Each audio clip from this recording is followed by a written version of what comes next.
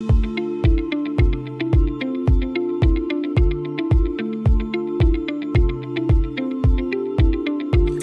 everyone, welcome to Tales from the Casino Pit. This is a podcast about stories in the casino industry. And now, here are your hosts, Jay, John, and Mike.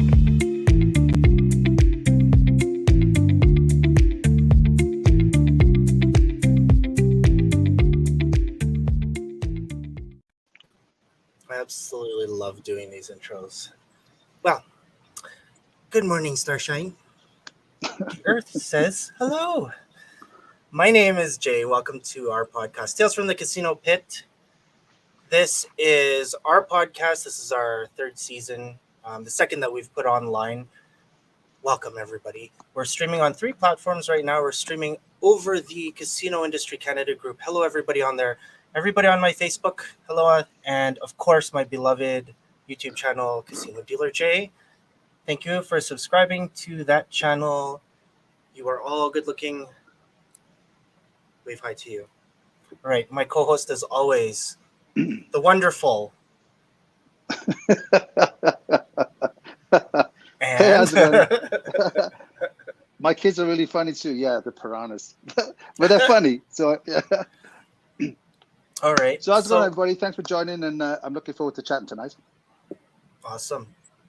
Nice to have you on, John. And our special guest.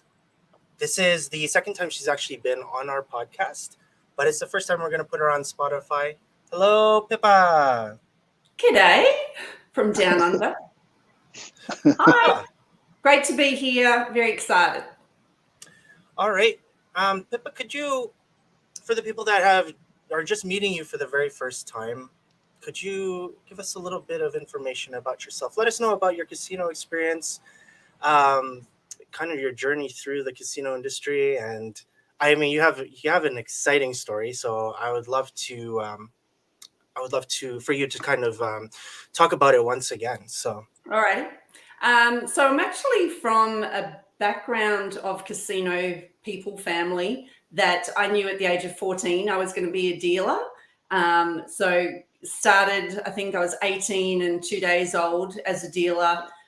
Then by dealing, I learned all about that you could travel the world and see the world. People were leaving, I learned in Perth, Western Australia, and people were going to Asia and Africa and Russia. So that was very exciting, but then also on cruise ships. So after 3 years, I went and then worked on cruise ships for 8 years and had an amazing time, traveled the world, got paid for it, loved it. Met a man, and then he's from Brisbane, and so I've moved to Brisbane and I've been here for the last 18 years. I'm working in surveillance at the casino, and coming up this October I'll be in the casino industry for 30 years, which makes me sound very old.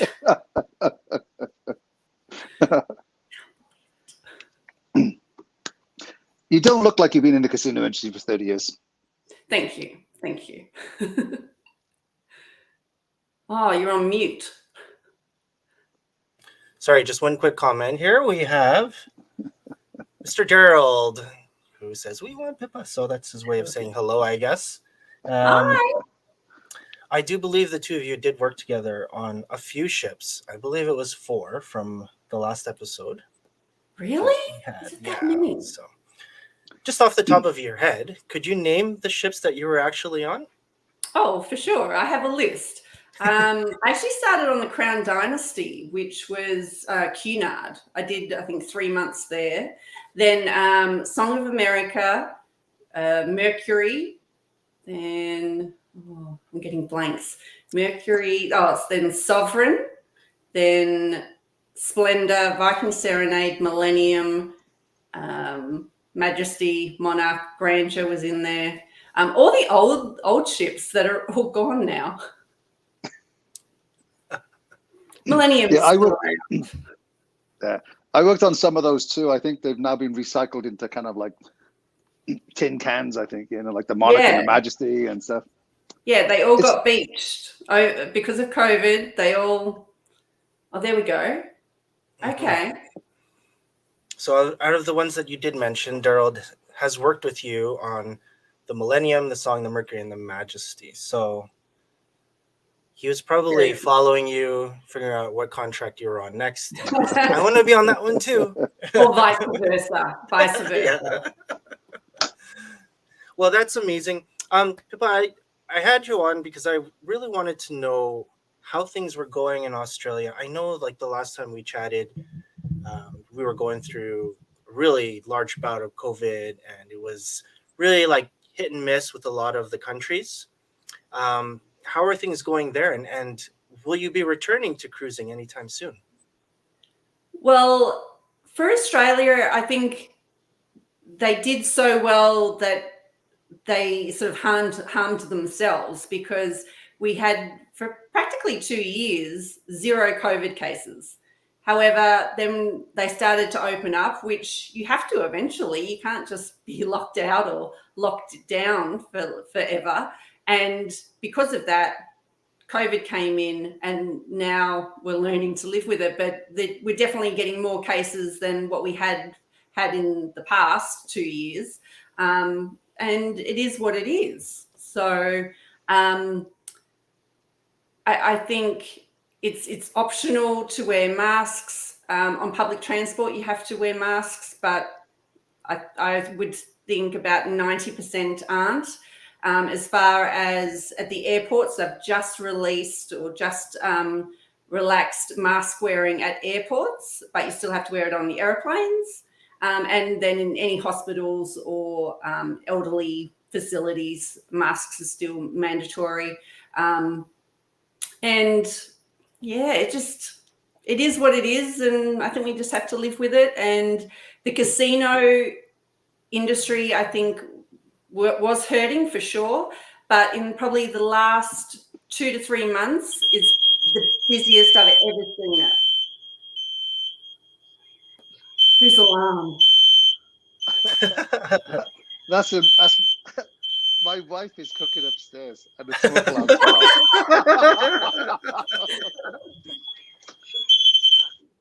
Well, as long as it's not a real fire. I hope not, but it's the smoke alarm. I'm in the basement, and it's the smoke alarm going off. Yeah, my wife uses it as a timer. Yeah. That's awesome. Actually, I've got the 7 short 1 long on my app. I could see if I could bring it up. Okay, yeah, for sure. While we wait, open up those windows. I'm sure the podcast people will love this. So, Are you ready? Here it is on my app. Oh my god! Oh, that's awesome.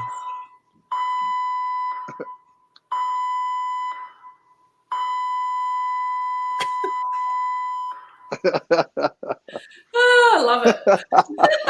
I just had a shit flashback then with the alarm going up, and the smoke alarm off when I used to go in the, like when we used to cook in the cabin and all this smoke, and he would like you get a call from the bridge. Is there fire? No.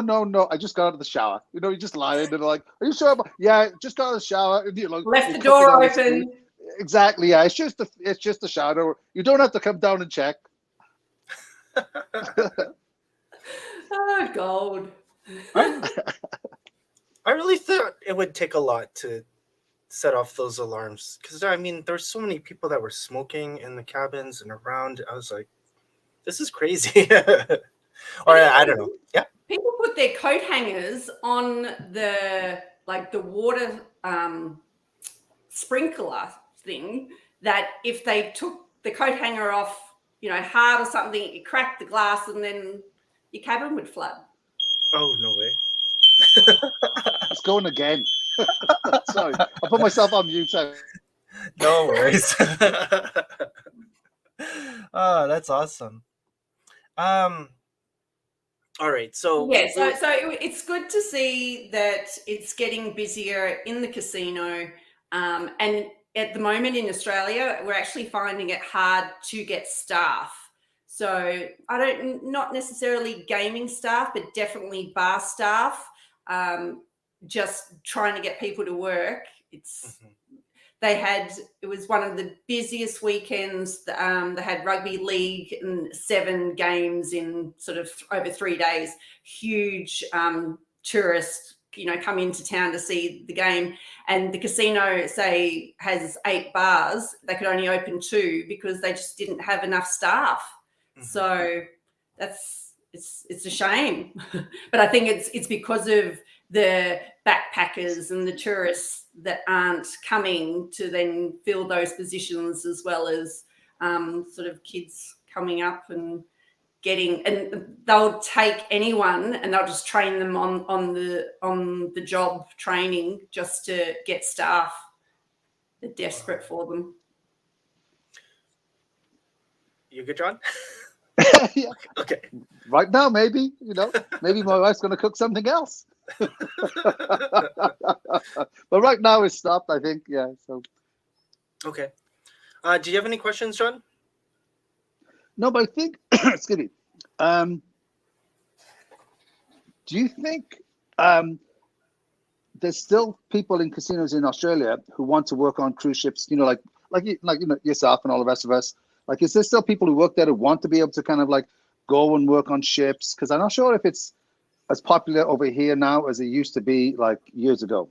Yeah, I agree. But I haven't sort of spoken to dealers about it, but I don't sort of feel the vibe or hear on the street that people are wanting to go anywhere, sort of like to use, dealing as a means of travel or to see the world and things like that. So especially for Australians, and I don't know if it's the same in Canada, where when I was on the ships, it was tax-free.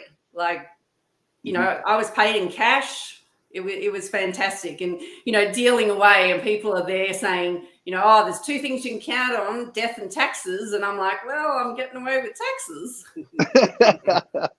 So, which is good. But now they've brought in where if a certain amount of months away, or you have to pay tax in some country, if it's not Australia, you have to pay tax somewhere else. So the loopholes aren't there. So that's why it's not beneficial, I think, for Australians to be working on the ships. But saying that, the Aussie dollar compared to the Americans looking pretty good. So that always helps. Mm-hmm. Mm-hmm. Yeah, I think, to John's point, I think there is some sort of, I don't know. I think a lot of it has to do with the pandemic, obviously, where you're not getting that interest. But here, it's been so different in the level of staff, like the level of staffing that we've had. From the people that I've seen, there aren't too many of like the younger kids that are, like in university or in college that are coming in and they want to like just work part-time, and then they see an opportunity to go travel. It's not like that. Like from when I was working with John like 20 years ago, I would see a lot of kids like that. And then it would be just groups of kids going and then coming back and then telling everybody else. Yeah, right? yeah. Yeah. It's been, I don't want to say stale, but it seems to be like the same people that I remember from like a few years ago. And then, not a lot of turnover from this point. So I'm surprised because some of the biggest ships are coming out and it's incredible. Like I would love to just, work on another contract and just see how it would be. I don't know how many staff would be in the casino. I don't because, when I was working, it was like 13 people, if that, right? And now I can't imagine how many tables are on these bigger ships. Well, I'm sure like an Oasis class ship, you're talking like 60 to 100 like dealers. Like it's something in the casino, something crazy. Like that's a lot of people in a department on the ship. Yeah. That would be amazing. I would love a day off. I don't know how the sea days are there. Hang on, didn't I talk about this last time? There's no days off anymore. Oh my God. That's terrible. So you have to work every day, and there's no like casino corridors. Like it's casino, bar staff, wait staff, like in the corridors. So you might be living next to someone who gets up at 6 o'clock, to go get ready to go to their job, but you've just gone to sleep, and that you can hear them, and So it's not like the good old days, that's for sure. Yeah. So I guess my question for both of you is, if you were 18, would you consider going on a cruise ship at this point? Is it more appealing or less appealing? I mean, it's hard for me to ask you that question because you know what it's like to be on the ships. So I got two teenage boys that are 15 and 16, and I encourage and I would love for them to do whatever, but to go work on a cruise ship, even if it is just for 6 months or 5 years. But I just think the opportunities and what it gives you, and you learn. I highly recommend it to anyone.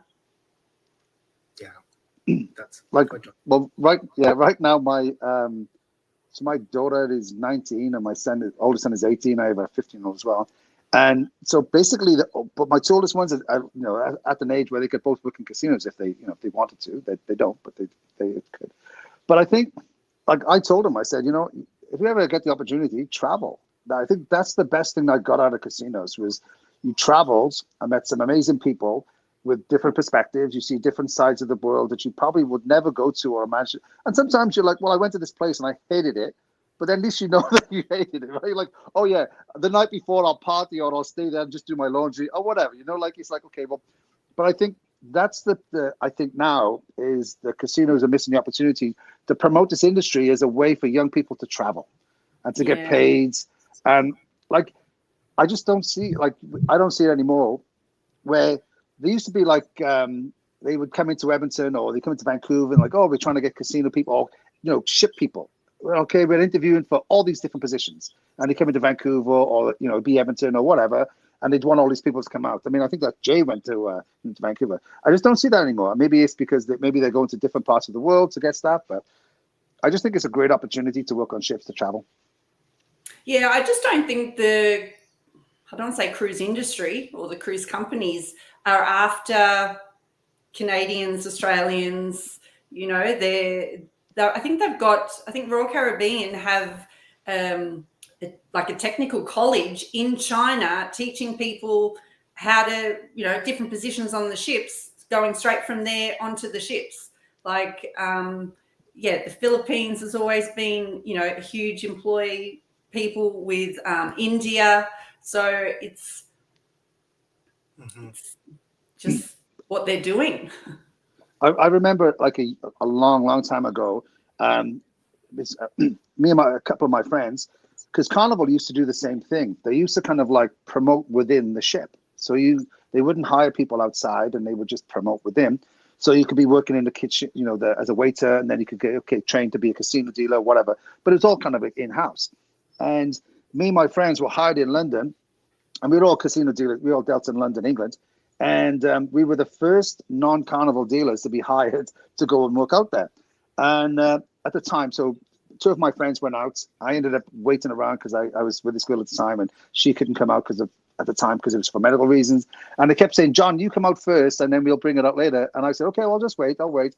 And then he went, you know what? We're not going to bring it out, so you don't have to come. So my two friends went out there, and 30 odd years later, my one friend, Paul Dwyer, I shouldn't say his name, but anyway, he's still there. He was with Carnival for like 30 odd years, and he like designed all the time, it's called like Dwyer's Craps or something, Dwyer's Dice. I mean, like he just did it all, and he ended up living in, I think it's San Juan, and he would only take ships from San Juan, so he could just go home, and he had a family there and everything else. But yeah, it was really weird. And he said when they first went out, actually there was four of us, and three of them went out and I didn't, but I'm not sure if that'll happen again.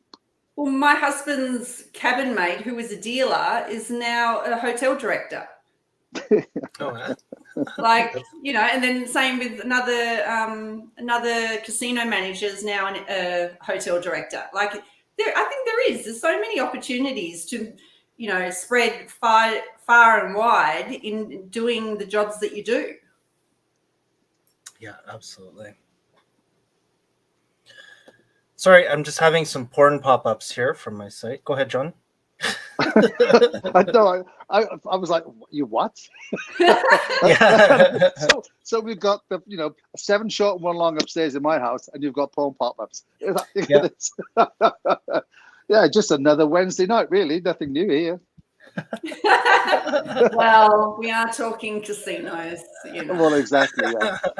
So, yeah, I do a lot of the editing for this. So, a lot of you people that are listening, you're not going to hear this part because I like cutting stuff out. Usually, we have this an hour long, but it ends up being like 15-20 minutes by the end of the editing. Just a quick break for you two. I just wanted to show you this photo. It's giant roulette. This is something that our cast member Danny sent over to us, and I'm not sure where this is located, but it looks so cool. I would buy in at the lowest denomination, maximum amount of chips. And every payout, I'd be like, maximum chips, please. Whoever's stealing. Yeah, That's no, I cool. just like to play on it. Yeah, if you wanted to see someone no spin a reverse, that would be me on that table right there. I don't know where that ball would be, but that's the thing about Canadians and dealing roulette. Nobody can reverse spin here, so. What do you mean? They only spin the ball one way. Yeah, so. Why? That's a good question. Next, you're going to tell me you have 00. Well, we are American, North American. So they've got 00, spin it one way with one hand. With one hand, yeah. You're supposed to push with your outside. Well, I think that's normal, but yeah, we're really. Yeah, if we want to talk about that, not the up and coming dealers. I don't want to say they're lazy, but it's just different. Like, I don't think you get taught the skills that we did back in the day. I don't know. It's just they're very different. They don't have the desire to hone their skills either, and I guess if you have a shuffling machine, you can even deal blackjack and have no idea how to shuffle. So, go ahead, John. Yeah. No, I just want to say that like sometimes when you see you go on YouTube and you're like, how to be a dealer, and it's some random American person with an ironing board. Why do they always have ironing boards? That's what amazes me. It's like an ironing board, and they show you how to cut chips, and they're like, oh my god, that's terrible. How are you showing people to be that bad? And they're like, oh, you can do this yourself on an ironing board. I'm like, can you find something else to be than an ironing board? I get the height, but it's just weird. And back in the day, like you would go into a casino, like anywhere, and you'd like play with chips or you'd do something, and straight away the dealer would say, oh, where do you work? Whereas now, because of poker, Texas Hold'em, like it doesn't mean anything. Like you can do these amazing tricks, and it's like, yeah, so like. Yeah, exactly. No, but we're getting, I think, 000. Have you heard of that? Yes. Oh yeah. Yep. It's crazy the things that they can come up with now. So, sorry, just a quick comment from Daryl here. He's talking about they're very locked down for freedoms and privileges on the ships now. Well, that's true. Like I think nearly over a year, they couldn't even get off the ship at all. Like the crew couldn't because of the situation, and like the crew have to wear masks.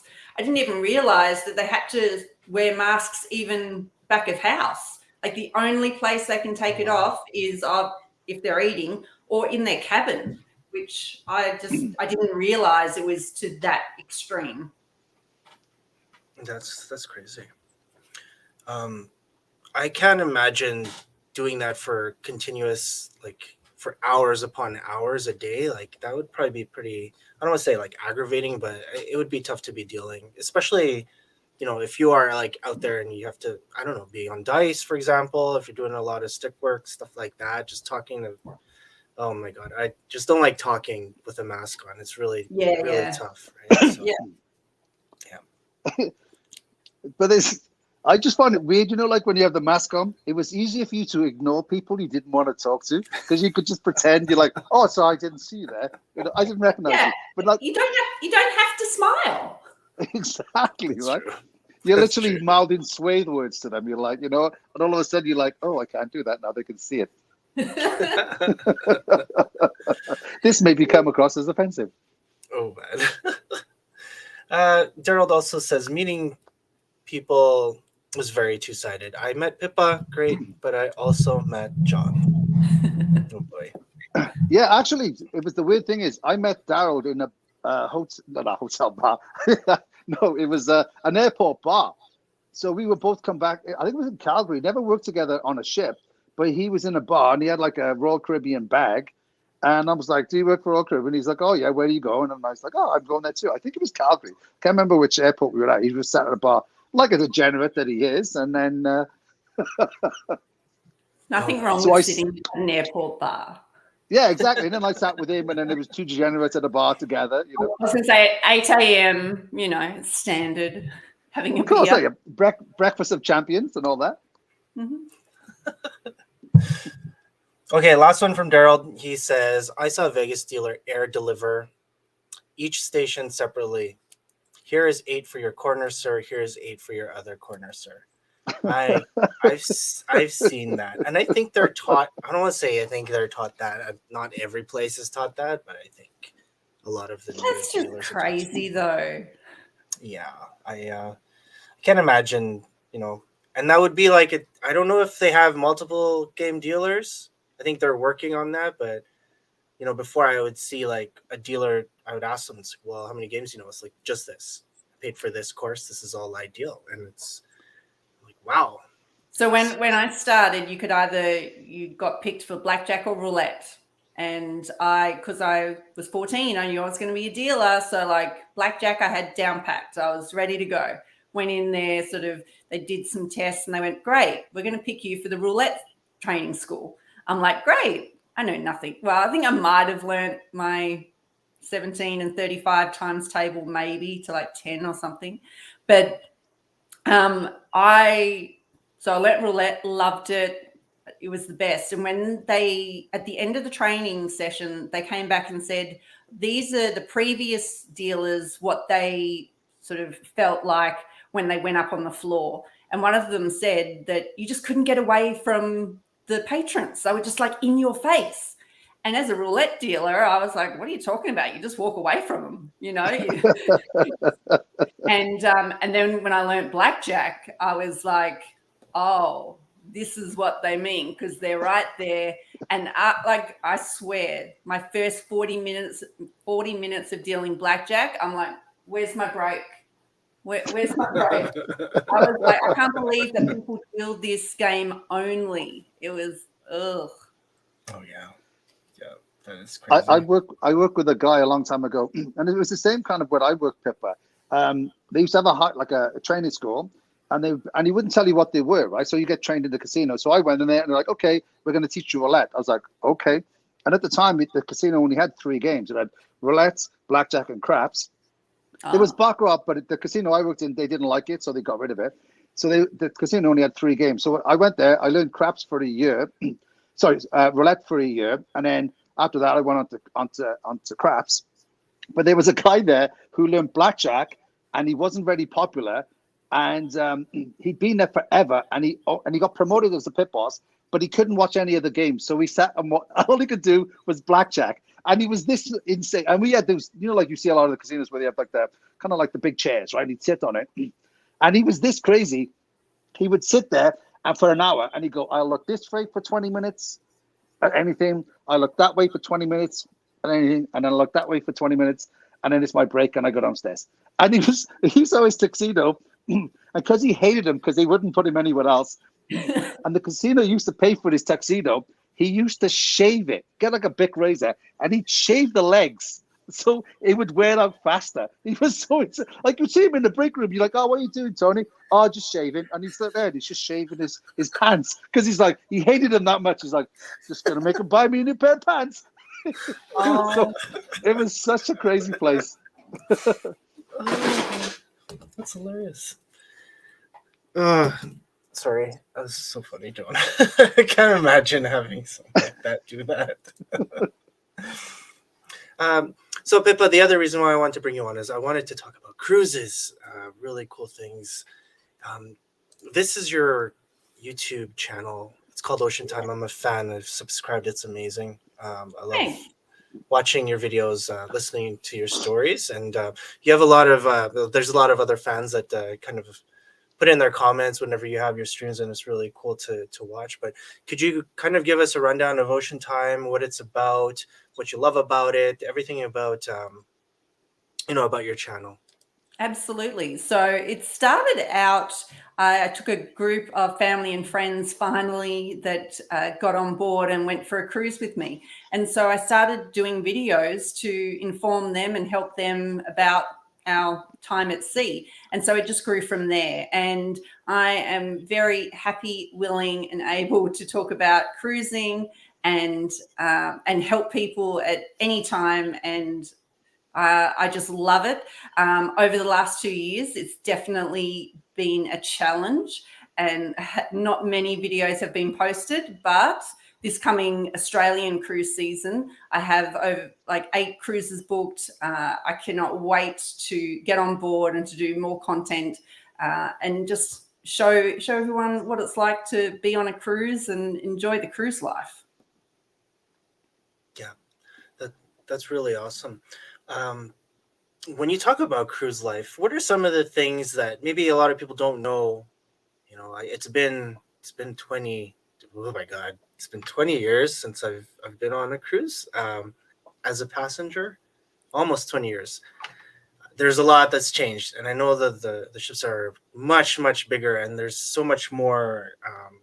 There's a lot So of, much to do. so much to do.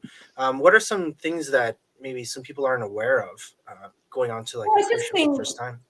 the beauty of cruising is that you can pay up front, and that I just think that, for starters, to pay up front for your vacation is fantastic. So then there's no hidden surprises. You can go and really enjoy your time. You unpack only once, and you can go to different destinations, different countries, which is fantastic. And then there's the ship itself that you can do as much or as little as you like. And like you said, the ships now are crazy that you can, do you call them dodgem cars? Bumper cars? Bumper cars, yes. Bumper cars. Yeah. Dodgem cars, Ice skating, flow rider, what's it? iFly. It's just so much you can do on board the ship that I was on the Harmony of the Seas for 2 weeks, and I still didn't get to do everything that I wanted to do. Like, it was that big. And saying it, people get worried because they think that it is so large, but at no time did I feel crowded or too many people in an area. And I just love everything about it. And especially for me, because I worked on them, it is like going home. Like, the food is comfort food. The smells, once I walk on board, it all just comes back to me. So I just love it. Good memories. Oh yeah. John, you good?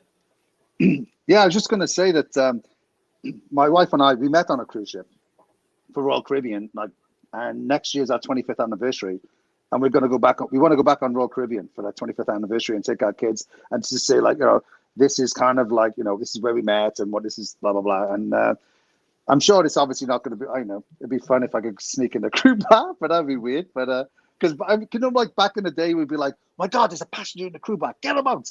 And I'd be the one trying to sneak in the crew bar. So I'd be like, get that man out. He's a degenerate. Well, I was on the Harmony. I was with my best friend Gabby, and we worked on the ships together. And we're up in the solarium, and there's a bar area, and then there was a door, crew only. And I grabbed her hand. I was like, "Come with me," and I took her in. We went, just in the back of the bar area. And she's like, "What are you doing?" And I went, "I don't know. I just wanted to be in a crew area," And then we ran out, because what they do is, depending on the severity of what you've done, they can ban you completely. So I don't want to get into trouble, or they can kick you off the ship, or, so I don't want to see the crew bar that bad that if I got caught, I'd be kicked off. That's so funny. Yeah, I don't think there's as good as it used to be anyway. So we're probably not missing out too much. I agree. But I take my boys on the cruises all the time, and I constantly tell everyone and anyone that, oh, these are Royal Caribbean babies, you know, and the boys love it. They love cruising. That's awesome. I would love to take my wife onto a cruise at some point. What are your suggestions? Like, this is the first time in 20 years that I'd like to book a cruise. What should I prepare, or what should I know about the cruises? Like, where should I go? What would you suggest for someone that's going on, let's say, the very first cruise? The very first cruise, I think it depends on where they live. Like, if you live 2 hours from a port, then whether it be a 3, 4, 7 night cruise, it's easy to get there. But if you're flying halfway or across the country, then I think you've got to make it worthwhile. And so I would definitely suggest a 7 night, if not more. In Australia, we get, I think, give or take 5 weeks or 4 weeks annual leave a year. So taking a 7 night cruise is still doable doing other stuff. But I know in America, I think they only get 2 weeks, I think. So if you're taking a 7 night cruise, that's half of your vacation for the year. So I understand that. And it's popular, 3 and 4 night cruises, 3 nights the weekend, but it's definitely a different crowd that they're going to be there. It's fast paced. It's, you know, go, because you only got those three nights. 4 nights is still that little bit longer. It's cheaper than a 7 night. And then depending on if you want to actually go on the cruise to go to certain destinations. So the Caribbean's always popular, Eastern and Western of that. And then you've got to do your research in the places that you're going to. So there's definitely a lot to think about by choosing a cruise. Mm-hmm. Okay. Go ahead, John. No, I think as a dealer, I kind of like them when the cruises got shorter and shorter. You know, like you have the long ones and you're like, oh my God. And then it just got, I don't know, like the 3 and 4 day cruises were good. The 3 day was always like a party cruise. And I think it was like, it was busier in the casino and it was more fun and it was more of a party. You know, I worked on daily ships, which was just like, they come on, they get drunk and they gamble and they just get off and you're like, okay, whatever. But I just always preferred it like the shorter cruises. It just, you know, because. But you make more money on those as well. Exactly. Not that might have something to do with it too. Yeah. So yeah, my last 3 contracts were 3 and 4 night cruises. Oh, that's awesome. But I had to tell my husband, I'm not normally like this because I was saving all my money because I knew that we were leaving. And so like I wasn't buying anything. And it's like, you know, it's a false sense of security because he's like, oh, this girl doesn't buy anything, you know. And then we move on land, and it's like, hang on a minute. Yeah, who are you? Well, actually, before we got married, we'd never lived on land together. We'd only like lived in a cabin. Oh wow! I think that's Same pretty as cool. yeah, same as me. Yeah. Because So, go ahead, John. sorry, go ahead, Jay. No, go ahead. Yeah, because so I met my wife on a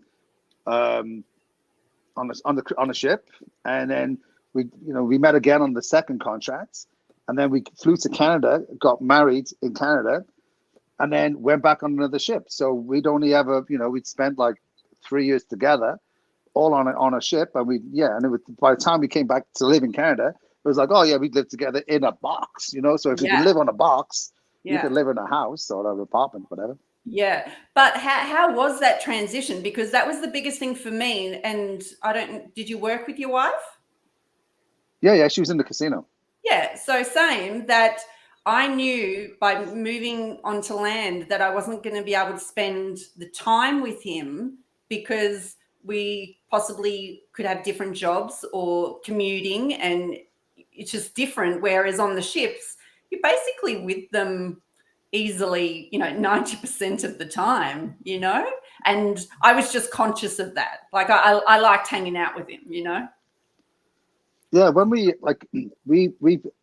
when we worked together on the ship, so like for 3 years, whatever it was together, we purposely never had the same day off.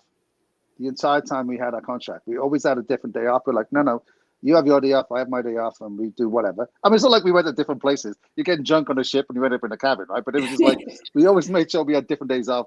And when we came back to Canada, or when we came to Canada to live, my wife stopped working in the casino. She said, nope, I don't want to casino anymore. And she never worked in them again. I did for 5 years, but yeah, she never did again. Yeah. Oh, wow. See, I didn't know that, John. I thought she actually did go back for a bit. No, never did. Actually, I didn't. Okay, Daryl says, look for square foot per passenger and number of crew per passenger, and where you want to go.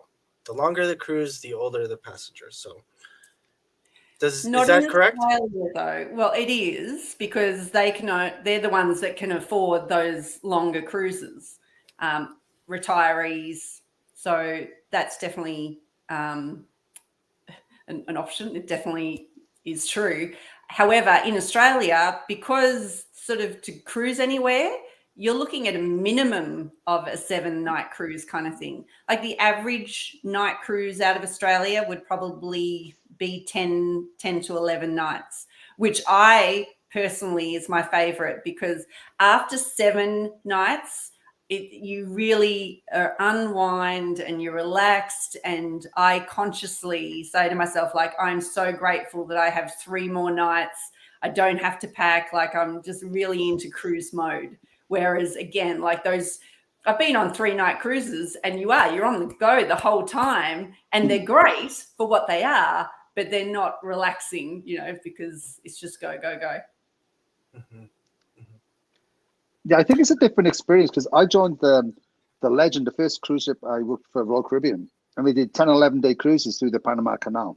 Mm-hmm. And it was majority were like older people, and like it was a bucket list thing, or it was a wedding, or do you know what I mean? It was like, newlywed, nearly dead, and it was just like, oh my God. So it was fun. I mean, I don't think I ever saw the Panama Canal all the way through in the whole 5 months I was there, but I love the documentary of the Panama Canal way better than the Panama Canal. That's just me. Yeah, I just always remember going onto the Legend. I don't know if you were on the Legend, where you go to like where the the mess, and you'd see the portal, and they'd be like, "Oh, look, we're going through the like the dock," and you could see it through the portal. I'm like, oh, "Okay, that's about, for the most part, that's as much as I saw. The rest of the time, I'd be like, oh, I can stay up late and party, and then I can start later and whatever." But yeah, I never actually saw it. I was always like, whatever. But see, I'm sure you would have closed the casino earlier on those cruises, because they are older people, or they don't want to spend as much because they've got to, spread it out over the 11 nights. Mm-hmm. Yeah, that was fun too. Yeah. It is. It's nice when the casino closes early. That was, I remember the Hawaii cruise. It was like 10 nights, and it was like 8:30, and then we'd go on the floor, and there's nobody on the casino, and it's like everybody's in bed already. I'm like, what's the average age on these cruises? Oh, it's like 112. And I think someone, for the 2 cruises that I did for Hawaii, someone died. So then they actually ended up earlier, like coming to port earlier because of that. And I'm like, oh my God, this is crazy. But out of Australia, the Hawaii, even like sort of the West Coast to Hawaii and Hawaii to Australia, very popular. Like, wow. People can't do it enough. They love it. And I can't wait to do it as well. But I want to fly to Hawaii, have a week there, get on the ship and sail back to Brisbane, my home port. It's perfect. All right. So for Australia, is it 5 sea days to get there? Was it 5 sea days and then 5 sea days in Hawaii? Or not 5 sea days, sorry, 5 days in Hawaii and then 5 sea days? So if you, from Hawaii to Australia, give or take, it's 16 to 18 night cruises that they do. And so there's, I think, 5, give or take 5 sea days in a row, but then you'll either go to Fiji or Bora Bora or, Vanuatu, and then come on to Sydney or Brisbane. Yeah, that was a hard time. Those 5 sea days. On the way, you go across the Atlantic. Yeah, absolutely.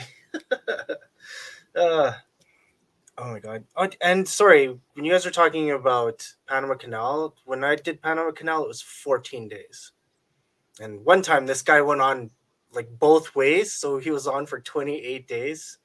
And yeah, he wasn't really one of our favorite people in the casino because every single day he's like, "Hey, I've been on the last cruise too. I've been on the last cruise too." I'm like, "Oh my god, this guy's amazing." And that's all like, this is my ticket to fame right here. Back to back cruises. And for me, I didn't think that like Panama Canal was like the most fun one. We had Aruba, and then you had like Fort Lauderdale, and maybe I don't know, San Diego. I think those were like the three. But then all of like the sea days mixed in with that, and everything else wasn't really appealing. Long. Yeah, yeah. One time I was on, excuse me, on the Hawaii one. So we're coming back from Hawaii to, like you go to, like, it went to like Ensenada, drop off the passengers, and then go back up to San Diego to pick them up. So we were there, and so we drop off the passengers, and we come into San Diego, and we're supposed to have like, I think the crew was supposed to have like, I don't know, 4 to 5 hours. It was, I mean, we've been at sea for 5 hours, 5 days, so everybody's stir crazy, like just want to get off, we want to get off. So we get there, everybody's lined up, ready to get off. So come on, we're going to get off, and we can see the gangway, and then there's some passengers coming on, and he has a medical emergency on the gangway. So they're trying to like, and it's serious. So they're trying to like revive him, help him, and you can see it was. I mean, I've never seen so many people get so mad at somebody almost passing away on the gangway. They were just like, just drag him on. Just drag him on the ship. I just want to get off. Just drag him off. You can see all these people. It's all gang. Everyone wants to get off. So they're doing all this stuff. And eventually it becomes like it just, and they're trying to revive this poor guy. But eventually I think they bring him in and they do whatever they need to do to it. And so we get off, and now it's like, okay, you have to come back in like an hour and a half. So 90 minutes. And, so we're like, oh, I've been in San Diego before. I used to work over there. So it was like, okay, let's just go to the mall. And a lot of my friends had mail to do. So we're like, oh, we have enough time to go to the post office. So we get there. We had all the money, like we made. So we couldn't really do anything. So we go to the mall. We can't go and spend it in the mall. So I'm in the post office. I'm like, okay, I need to buy something. So I bought 15 feet of bubble wrap and this weird puzzle, like this metal puzzle thing. And so we go back on the ship. All my friends mail us stuff. We go back on the ship, and I'm like, what did you buy, John? I was like, 15 feet of bubble wrap and this little puzzle. And then we'll go, oh, you're an idiot. I was like, yeah, possibly, but I just needed to buy something. After work that night, we go into one of the cabins, and all of a sudden this 15 feet's written up, and everyone sat there like that. They're all popping it, drinking and popping in and trying to do the puzzle, and be like, this is the best day ever. Do you know what I mean? Like, I love it. It's the little things. That's it. Oh yeah. So I know that the two of you have probably done this too, but this is the only time that I saw the Panama Canal. I do believe this is a Panama Canal. I did take 3 pictures. So there's one. I got up because I think I was doing a hard count. Or no, it wasn't hard count. It was the soft count. And then the next day I ended up waking up in the morning. I took 3 photos of the Panama Canal, and that was it. I went back to bed, and that's all I remember. And I think we did 6 or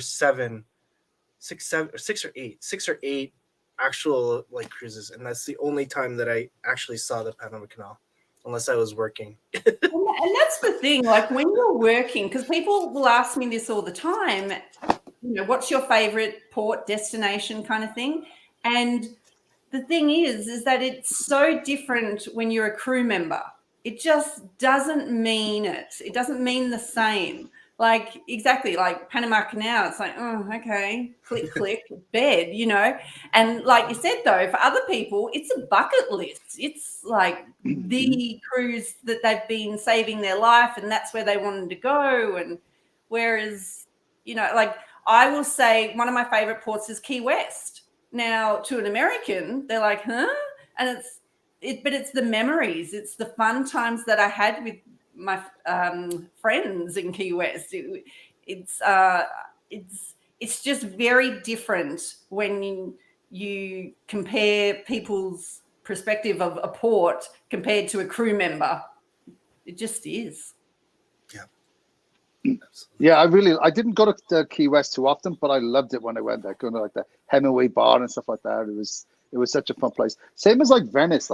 They've stopped cruise ships going to Venice now, which I think is such a travesty for people who want to use a casino, like not the casino, so the cruise ship as a way to travel, right? Especially like people who work on them and go like Venice is just it's a one-off place. You never really, it's incredible, right? So to be able to not see that, being working on ships is. I mean, we went there a few times and it flooded, but it's shitty that they don't go there anymore. Mm-hmm. Well, they go there, but I think it's like 2 hours away. So you can, catch a bus or boat there, but yeah, it's not the same, like you said. Yeah. I remember when one time when we were there and it parked kind of like around the corner. You said those tenders, like those taxis, you would take you around there. And there was like a bar right next door to the where we docked. And there was these two guys in there one time, and it was just crazy. You imagine and they were like, everyone's spending a fortune in this bar. They're ripping us off. We're like, it doesn't matter. We're making so much. We don't care. We just want to drink, have whatever. And at one point, they're just like that. Well, we're not working anymore. And they just stopped. They wouldn't serve anybody. They wouldn't give any. And you're like, nope. We just sat there, and they just took a break. And there's all these people. It was like crew and staff and everything. It's just like right there. They're like, nope, we're not. Nope. And they just started talking to each other. And they're just like, no. And they just like 20-minute break. I'm like, I just want to drink. And they're like, I got to go back. And they're like, nope.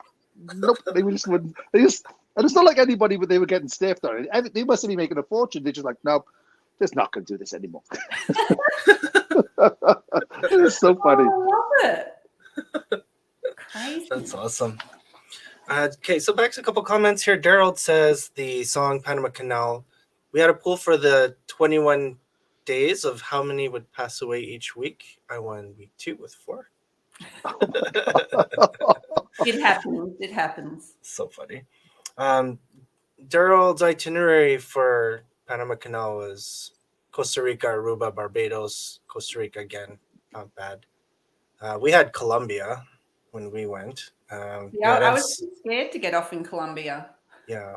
Did you also have Cabo and Acapulco in that? Because that was coming out of San Diego. Yeah, I did that when we repositioned on the Song of America. I did Acapulco and Costa Rica, which was beautiful. I loved it. Yeah, that was a nice one. Because that first contract on the Song of America, I did out of LA, Mexican Riviera for 5 weeks. And then we repoed over to New York to Bermuda for the rest of my contract, which was amazing because in Bermuda, I had 3 days off every week. Welcome to the ship life.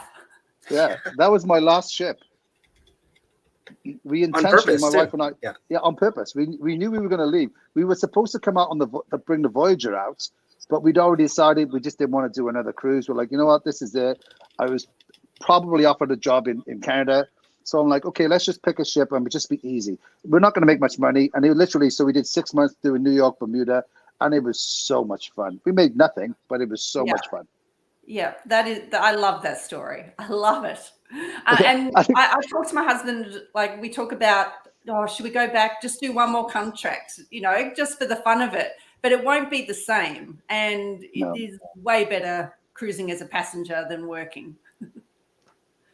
And the funny thing is, I never told Royal Caribbean I wasn't coming back. We neither of us told them, like, you know what, we're not coming back. We just like, nah, they'll figure it out. And then about a week after Did you make a phone call or a letter? No, I was like, you know what, I'm not coming. I just didn't tell them. I was like, no, whatever. And then it was about a week after we were supposed to be in Finland, and they phoned me up in Canada, and they went, hi, John. I can't remember, who was that awesome lady who was used to do the HR? Pam, yeah. She was so sweet. She phoned me up and, in Canada. She said, hey, John, how you doing? I'm like, I'm doing good. She goes, what are you doing in Canada? I'm like, we decided not to come back. And I told her the reasons why. And she said, okay, because she goes, people have seen you in Finland. I was like, it's not me. I wasn't there. She goes, yeah, we thought you were just wandering around in Finland, just partying. I just didn't come on the ship. I was like, no, I told her, you could have got a free flight to Finland, had a party, had a couple of weeks, and then come back. I know. I was like, what an idiot. No, but I just didn't. So that was funny. It was like, oh yeah, we people have seen you in Finland. I was like, that's not me. There must be lots of other people that are short and bald and crazy. Oh my goodness. Just another comment, a question from Vince. Vince asks, "Hi Vince, nice to see you back on. Do they have craps on that Hawaii-Australia cruise? Do they have craps on the ship still?" They do, but it's like the one dealer craps table, the small one. You guys have seen those? Yeah. Yeah, like a tub. Yeah, I've seen that. Yeah. And I assume coming from sort of stateside that they will have it.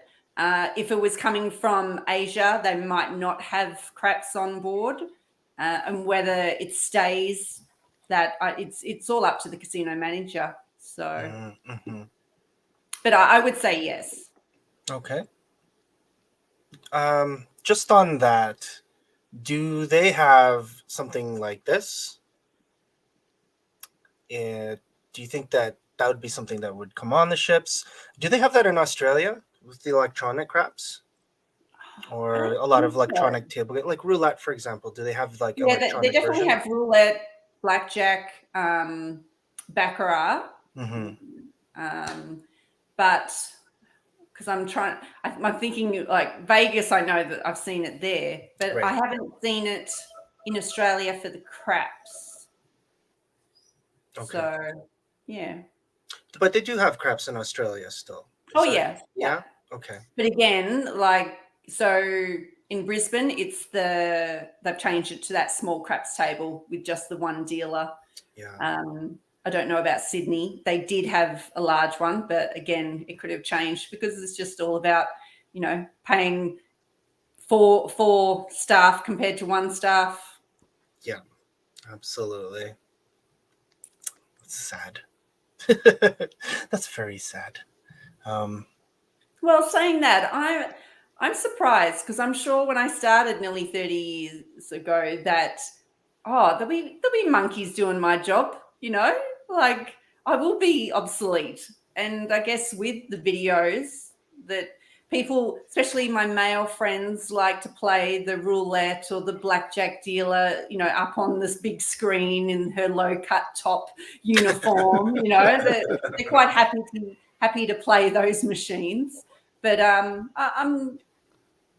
think there's nothing like, having the chips in your hand and, dealing to people or people getting dealt to. So, yeah, I agree. I think that I think that at some point you're going to have fewer tables and they're going to be more expensive, but people want to have that tactile experience of the chips and the cards and the interaction between you and the dealer and you and the other players. I mean, that's more the fun about gambling, right? It's just that experience.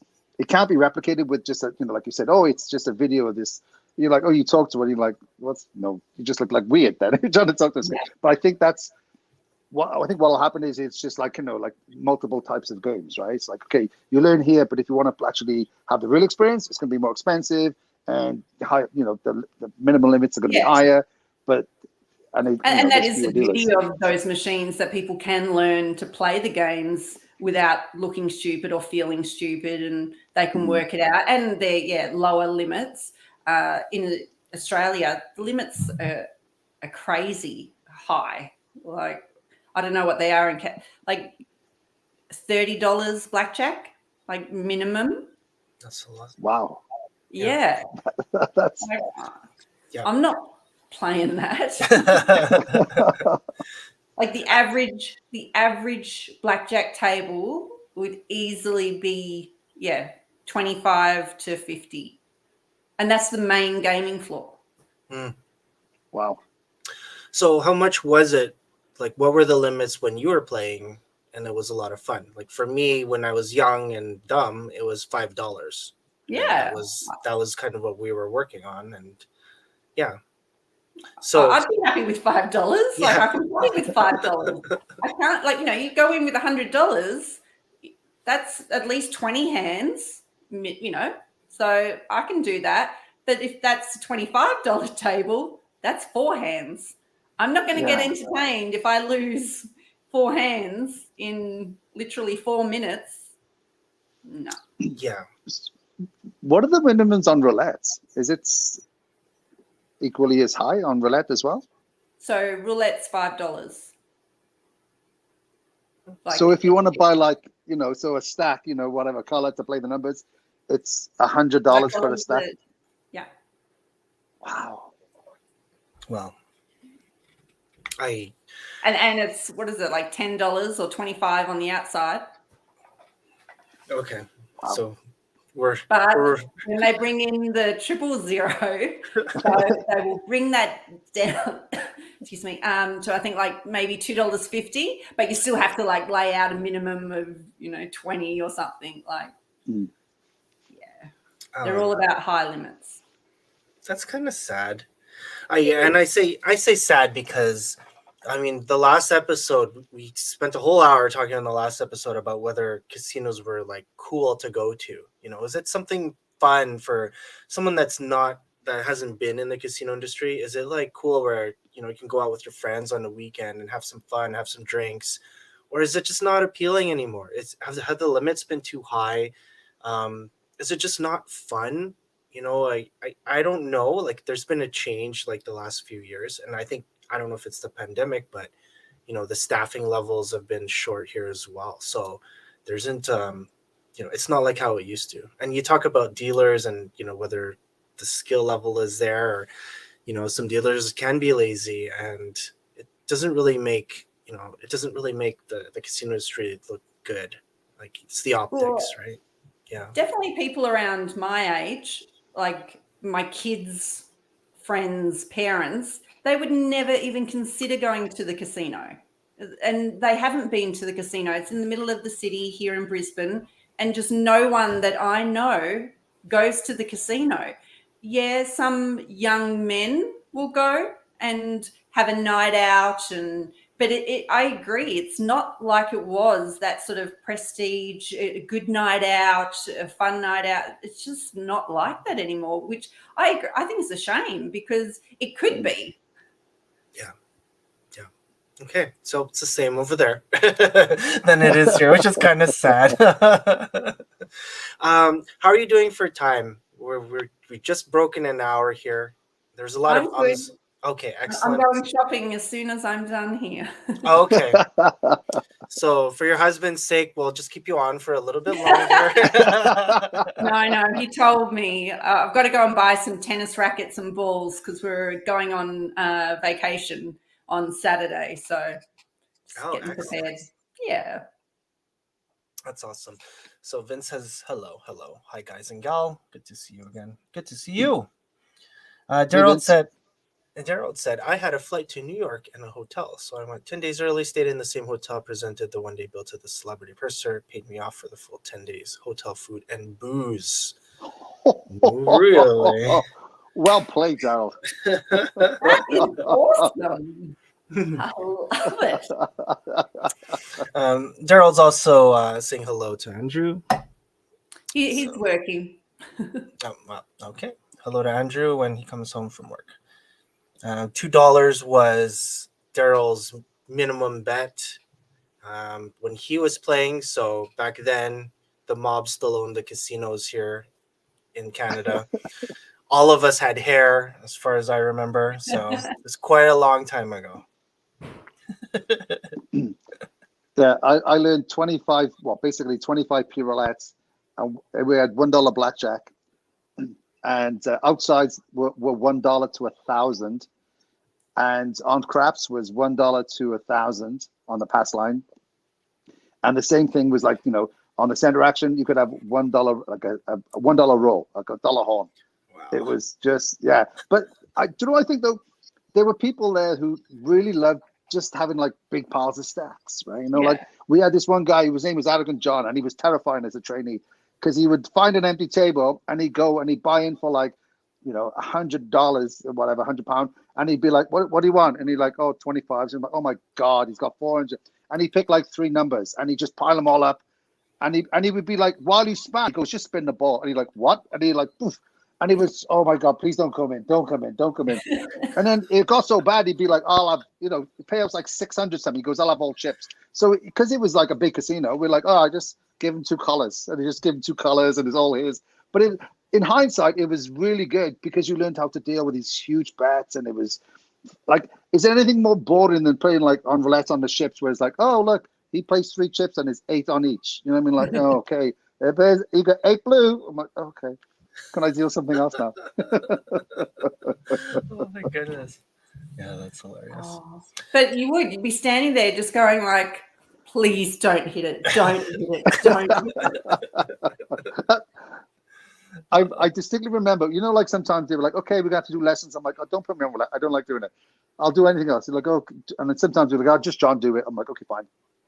I would explain the whole game, and I wouldn't explain that one bet. And then somebody would go, well, what if I place it here? I'm like, oh, that one covers those 4 numbers. It pays 8. And he like, no. As soon as the casino opened, they're coming in with their 3 chips, betting 8 of them. Like, oh my gosh.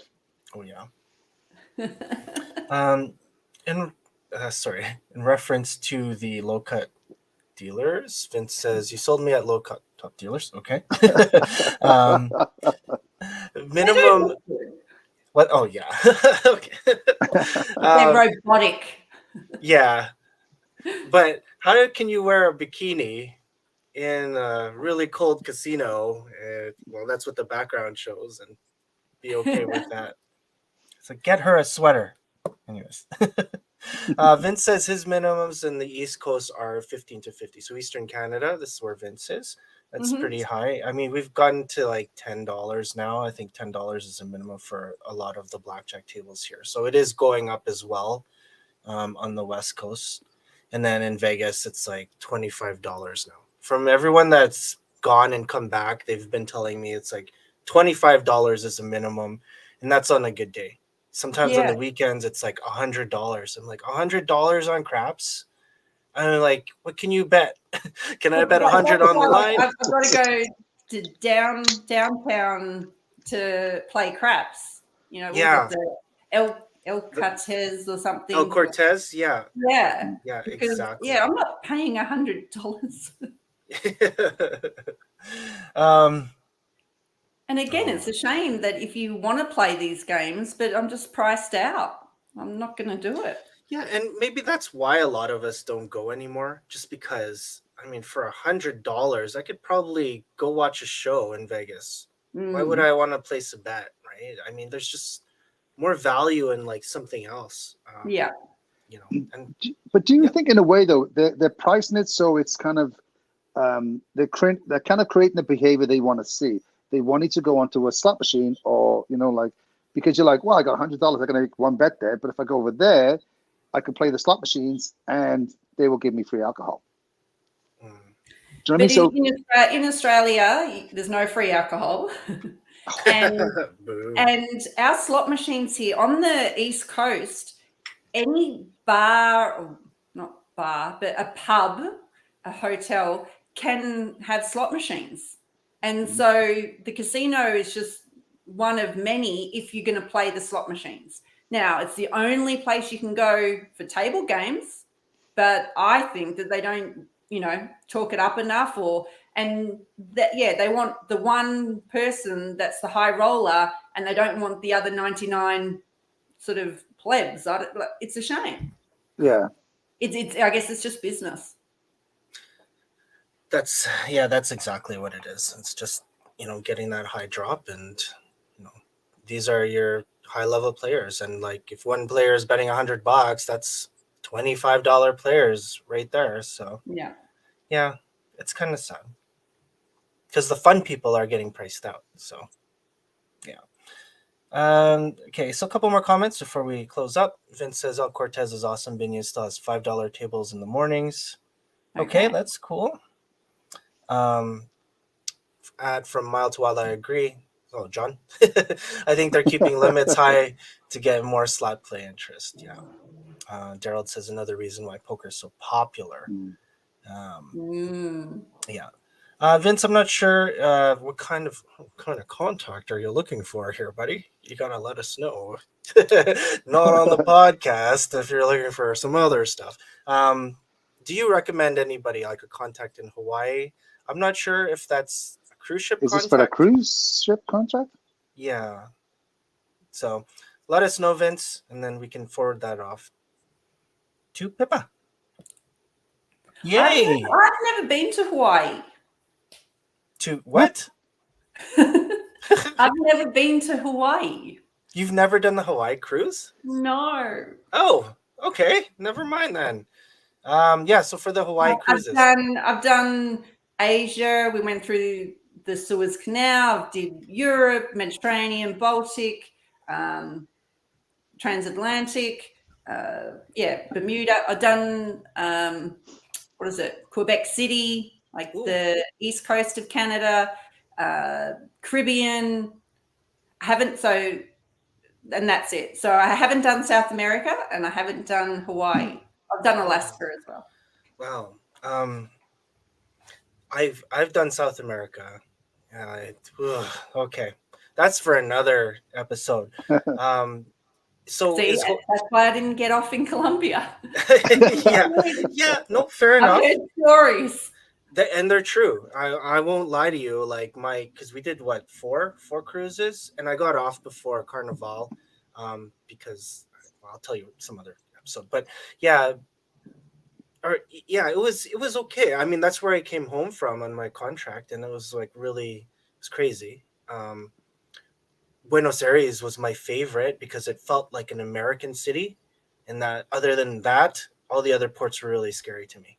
And so my bucket list cruise though, I don't care, as a passenger, as a worker, was always New York, and I never got to do that.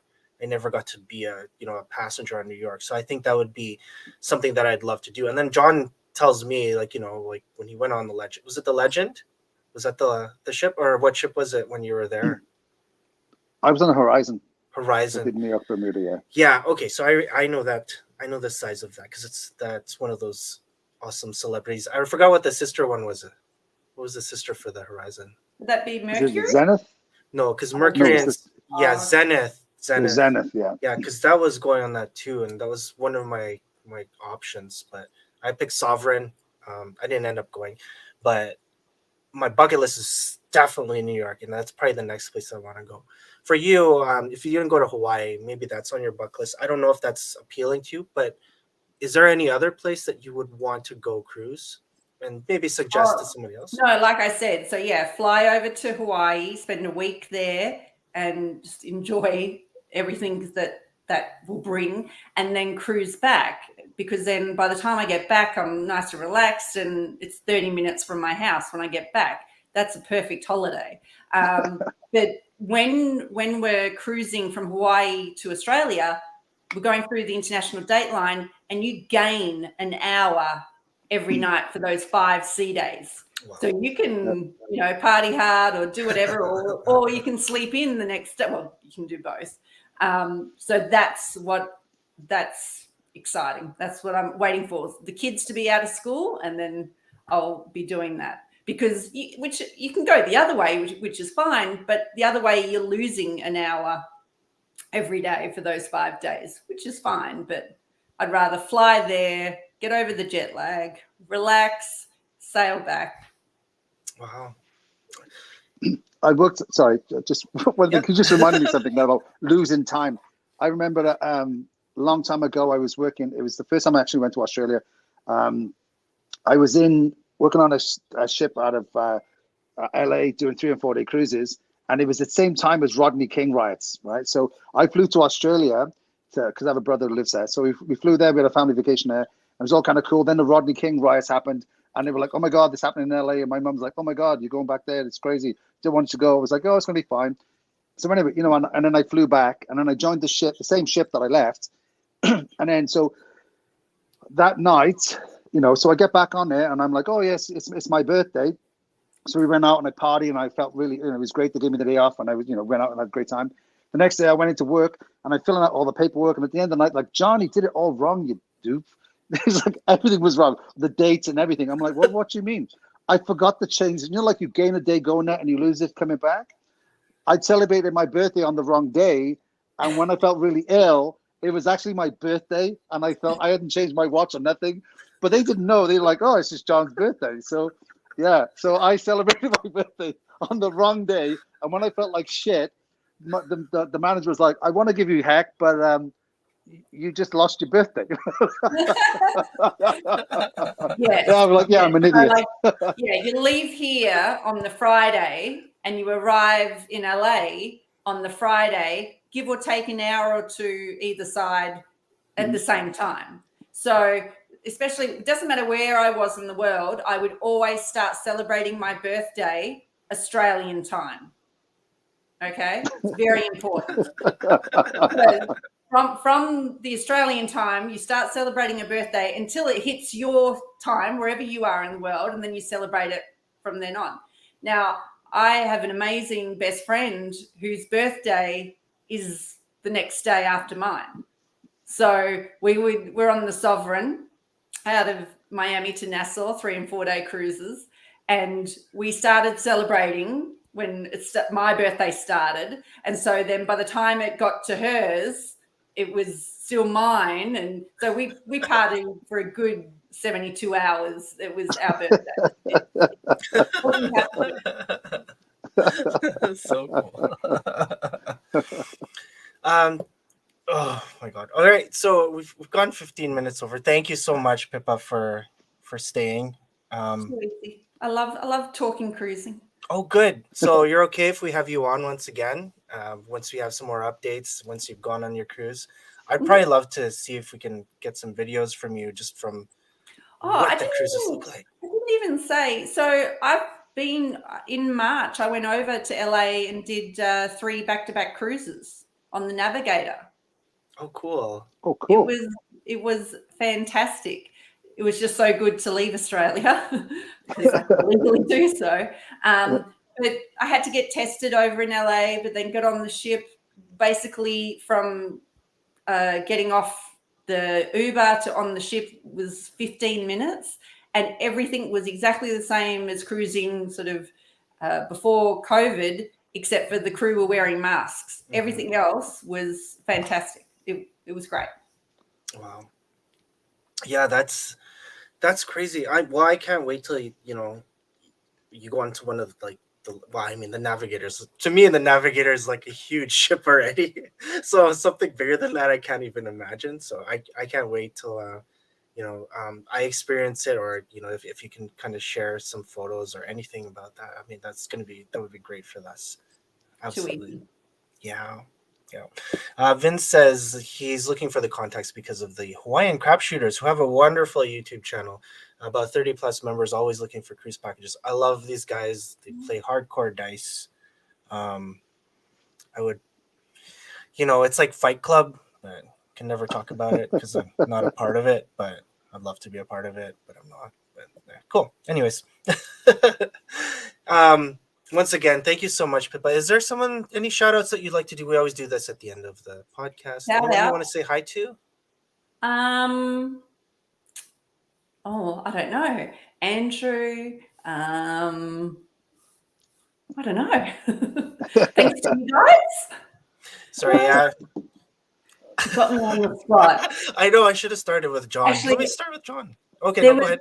There was a dealer that I worked with, Janice, and she was Canadian, and I would love to reconnect with her, but I have Janice Dixon, but I think she's married now, but I have no idea where she is, and she's Canadian. So if anyone knows of her, I'd love to reconnect. I worked with Janice. She was awesome. She was so much fun. From Vancouver, right? No, I thought she was from Toronto. I thought she was from... Anyway, but yeah, I met her when she came on. Well, she came on in Vancouver. So anyway, but yeah, I worked with her. She was a lot of fun. Yeah. So if you are listening on this later, because we usually get half of the people watching, but from that group, from our Casino Industry Canada group, I know there's a few Janices on there, so maybe you are on there. She's not on the Royal Caribbean group? No. That's surprising. Okay, well, hopefully we can find her for you, and then maybe you come to our last announcement, our get together Saturday, September 17th. Save the date. Casino Industry Canada group. We are taking over the Pearl showroom at Casino Yellowhead. So if you are free, please head on over. in the next episodes, we'll give you some more information about the tickets. But yes, it has been finalized. So, hooray!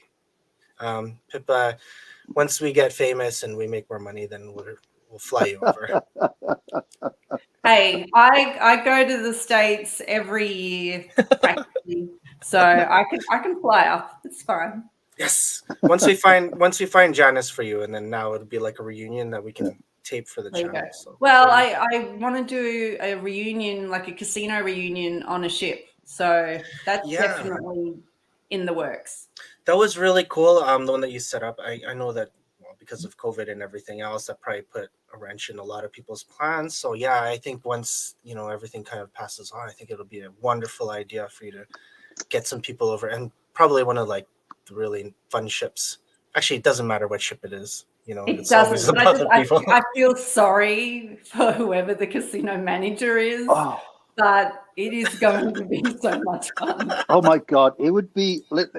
I can't imagine how terrifying it would be to be a casino manager, to have like 30, 40, 50 ex-casino people, old school, walking into your casino. It'd be like, this is going to be awful. It'd be fun because they would all tip, they would drink like crazy. The bar would be empty. The dealers love us, but the patrons, we tell them to like turn around and walk away. Yeah, it'd be a great experience. All right. Sorry, John. Your shout outs today. Anybody you want to say hi to?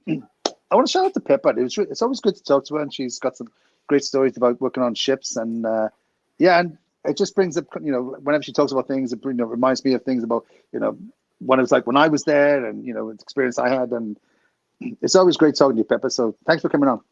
Awesome, too easy. Yeah, and I also wanted to have a shout out for that deck chair that you bought. If you can kind of show that off, because I'm so jealous. It's so cool. Oh my God. Also, when I got it, they said that they could put whatever photo I bought, they could put it in there. But I had a portrait, not a landscape. So I just said leave the ship in there. So that's fine. But isn't it cute? Yeah. Yeah, I want one of them now. Yep, me too. Me too. So the next time you go, I'm gonna have to send you some money, and I don't know what the shipping costs on that are, but I'm sure they're a lot. Daryl says, Pippa, you are a rock star. Well, obviously. And Vince says, thank you, Pippa, you bring sunshine to the panel. Ooh, a panel. So Pippa, if you'd love to be one of our guest cast members, we'd love to have you once again, and you can kind of talk about casino life, and that's basically all we talk about, casino life and stories and how things are going. But we'd love to have you on again.